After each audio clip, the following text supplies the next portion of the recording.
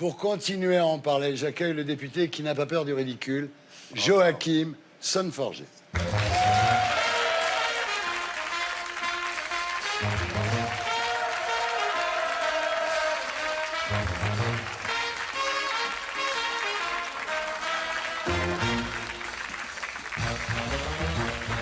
Bonsoir, merci d'être avec nous. J'ai un slogan pour vous, j'espère qu'il vous plaira. Le casque bleu des Gilets jaunes. Oui, moi je pense qu'on a besoin de paix dans ce monde. Moi, ce qui me fait chier dans cette histoire, c'est qu'on voit des Français se foutre sur la gueule avec d'autres Français et qu'à un moment donné, c'est insoutenable.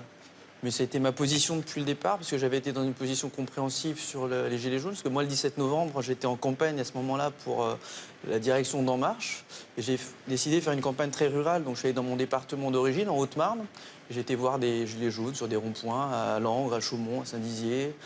Et c'était une expérience très sympa. J'ai vu des familles, des gens sincères qui avaient des idées tout à fait intéressantes à faire valoir. Et j'ai été touché. Et donc, j'ai gardé cette démarche et tout. Pierre Zilarou. Joachim Son-Forget, avant de commencer, je voudrais qu'on voit une petite sélection de vos tweets pour vous présenter un peu mieux aux téléspectateurs. Voilà, là par exemple, c'est un compte parodique qui a souhaité la bonne année du cochon avec Joachim Saucisson-Forget que vous avez retweeté sur votre compte personnel. Un autre tweet voilà, où vous avez fait une vidéo de vous 1 100 000 vues. Un sabre laser qui a fait énormément de vues, effectivement.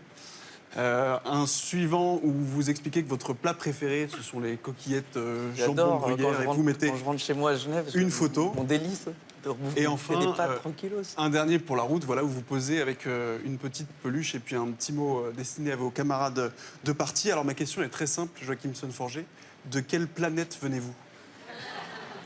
De la planète Namek, d'après mes fans sur le Discord. Non, mais blague à part, ce qui fait peut-être que c'est indéfinissable, c'est que moi-même, j'ai été tiraillé dans ma jeunesse, je pense, entre un milieu peut-être plus de droite, qui était aussi celui de mes études après, parce que les médecins ne sont pas connus pour être des gros gauchos.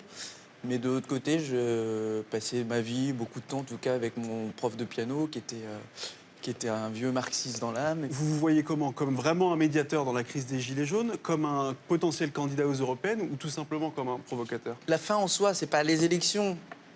Je suis déjà élu, donc si je devais envoyer des gens sur une élection prochaine, celle-ci ou les municipales après, c'est pour envoyer d'autres gens, envoyer des jeunes, envoyer des gens qui ont envie de faire quelque chose. Par contre, je veux répondre sur la question de la fonction de parlementaire. J'ai réalisé très vite, et c'est très frustrant, qu'un parlementaire en France, il n'a aucun rôle. Enfin, on fait tapisserie. Moi, j'en ai marre de ça. Donc, qu'est-ce que je fais? Mais vous faites le constat que vous n'avez pas de pouvoir. Moi, je suis un Et dans ce type... cas-là, démissionner, qu'est-ce que vous faites à l'Assemblée? Non, moi, je sais ce qu'il faut faire dans ce cas-là. Je suis un type qui a fait du spectacle avant. Alors, mais ça ne sert pas le fond, ça ne sert jamais le fond. Parce que tu es écrasé par une majorité qui ne représente Jean Lassalle, pas aujourd'hui, les qui est Français. non inscrit, Jean Lassalle qui est non inscrit, il fait du fond, il ne fait pas le pitre sur les réseaux sociaux. C'est ça que je Jean vous Lassalle reproche. ne fait pas le pitre. Excuse-moi. Alors là, pardon. La Pierre, là, Vous voulez je dire suis pas quelque d'accord. chose? Moi, je voudrais rebondir sur plusieurs choses que vous dites. La première, vous étiez médecin. Si ça ne vous convient pas ou si vous n'arrivez pas à faire quoi que ce soit, au lieu de faire des tweets qui, même mes enfants, ne font pas rire, parce que là, ça dépasse l'entendement. Moi, ça fait rire. Sincèrement. Mais à quel moment vous allez tous redescendre sur Terre? C'est bien beau de faire des tweets, c'est bien beau de dire « je vais aller avec d'autres gynécos rencontrer Éric Drouet ». Non, mais à un moment donné, quand est-ce que vous allez rencontrer les femmes en souffrance, les personnes en situation de handicap? Quand est-ce que vous allez faire? Vous attendez combien de temps que ça explose, que tout explose? Franchement, arrêtez les tweets. C'est honteux ce que vous dites. Natacha. J'ai deux courtes questions, l'une plus anecdotique, l'autre de fond. La première, quand on vous a vu d'abord comme député, vous étiez en costume cravate extrêmement raide. Là, vous venez en blouson de cuir avec un bonnet, vous dites ça fait chier, vous prononcez des mots comme ça. Est-ce qu'il faut parler comme ça et avoir un sweat à capuche pour être proche du peuple? C'est ce qu'on finit par se demander. Et deuxième chose, finalement, vous avez fait campagne pour La République En Marche. Vous avez cru dans le projet d'Emmanuel Macron, c'est-à-dire cette espèce de pseudo-démocratie participative qui avait l'air de redonner le pouvoir au peuple. Mais en fait, Donc on est bien d'accord, c'est un constat d'échec absolu. C'est ça que vous êtes en train de nous dire, c'est-à-dire que c'était du flanc. Non, si vous allez regarder dans on doit retrouver mes vidéos de campagne. Je vends la similarité entre cette démarche qui se voulait assez horizontale, participative, et justement le système suisse dans lequel je vivais en Mais elle disant n'était pas c'est sincère. vachement bien. Elle est pas Vous sincère. faites un constat d'échec. En tout cas, je fais le constat qu'elle n'est pas aujourd'hui appliquée, puisqu'aujourd'hui c'est les résidus du Parti socialiste que j'abhorrais tellement qui ont pris le pouvoir. Oui. Ce qui est détestable là-dedans, c'est qu'il y a plein des collègues députés qui font du travail en circo, qui font un travail de fourmi, ils vont dans les salles des fêtes, ils voient les gens, ils font leur permanence, ils font un super boulot, mais c'est pas eux qui décident. Bon, Monia Cachemire, s'il vous plaît.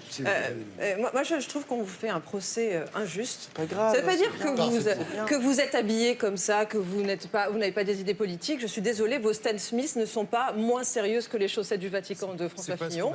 Non, déjà, ça c'est mon premier temps. Vous n'êtes pas un fumiste. Moi, je vous suis sur Twitter. Entre deux tweets fun, vous parlez de politique. Voilà. Il faut quand même rappeler qu'un électeur sur 5 de moins de 29 ans n'a pas voté entre les deux tours des présidentielles. On dit tout le temps que les députés sont hors sol. Non, vous n'êtes pas hors sol, vous parlez aux jeunes. Moi, vous me parlez. Est-ce qu'il faut un bon Moi, je me sens représentée. C'est ça ma question. Mais non, mais laissez-moi terminer. Ça te choque parce que tu es choquable. Non, pas du tout, Thierry. C'est pas que ça me Pas du choque. tout. Ça ne me choque absolument pas. Je ne comprends pas pourquoi il faut mettre le bonnet pour changer d'études. Parce Peu que importe, Natacha. Non, mais c'est mépris. Non, mais peut-être parce Je peux que terminer. Non, je dis juste qu'il y a beaucoup d'hommes politiques, pour essayer d'être jeunes, ils prennent des community managers pour parler à la jeunesse. Vous n'en avez pas besoin. Vous êtes vous-même votre community manager. Vous êtes simple, vous êtes vrai, vous êtes accessible. Et moi, je me sens représentée par quelqu'un comme vous. Moi, je me suis inscrite sur Je suis français, je suis européen. Et je trouve que voilà, un homme azerty en vaut deux. Et vous le représentez.